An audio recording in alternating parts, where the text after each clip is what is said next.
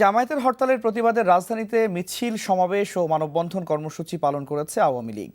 সকালে বঙ্গবন্ধু এভিনিউয়ে কেন্দ্রীয় কার্যালয়ের সামনে হরতাল বিরোধী সমাবেশ করে যুবলীগ, স্বেচ্ছাসেবক লীগ, কৃষক লীগ সহ আওয়ামী লীগের সহযোগী সংগঠনগুলো।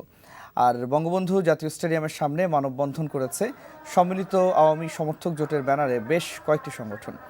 এছাড়া ঢাকা বিশ্ববিদ্যালয়ে হরতাল বিরোধী মিছিল সমাবেশ করেছে ছাত্রলীগ। এদিকে আওয়ামী লীগ সভাপতি ধানমন্ডি কার্যালয়ে এক ব্রিফিংয়ে মাহবুবুল আলম হানিফ বলেন, জামায়াতের হরতাল প্রত্যাখ্যান করেছে জনগণ। সালাউদ্দিন কাদের চৌধুরীর যুদ্ধাপরাধের দায় বিএনপিকেই নিতে হবে বলে মন্তব্য করেন তিনি। কথা বলেন রাষ্ট্রপতির কাছে সালাউদ্দিন কাদের চৌধুরী ও মুজাহিদের প্রাণ ভিক্ষা প্রসঙ্গেও।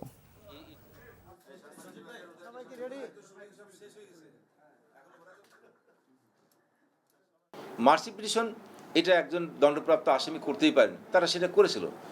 আজকে বিএনপি এবং জামাত বা এই দুই পরিবারের সদস্যরা আজকে যে কথাগুলো বলছেন, এটা এই দুইজনের অপরাধকে মানুষের মধ্যে থেকে একটু সরে দিয়ে বিভ্রান্তি সৃষ্টি করে জনগণের একটু সহানুভূতি পাওয়ার জন্য এই ধরনের মিথ্যাচার করা হচ্ছে। বিচার ব্যবস্থাকে নিয়ে বা এই সরকারি এই বিচার প্রক্রিয়া নিয়েই বিতর্কিত করার জন্য এই ধরনের কথা বলা হচ্ছে, এটা ছাড়া আর কিছুই নয়।